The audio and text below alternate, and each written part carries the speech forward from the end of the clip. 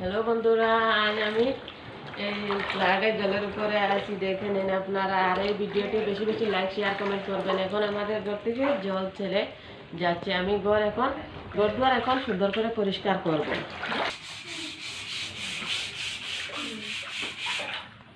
এই যে অতটুকু জল হয়েছিল আমাদের ঘরে, এখন আমি এই ঘরটি খুব সুন্দর করে পরিষ্কার করে নেব। আর এই ভিডিওটি বেশি বেশি লাইক শেয়ার কমেন্ট করবেন।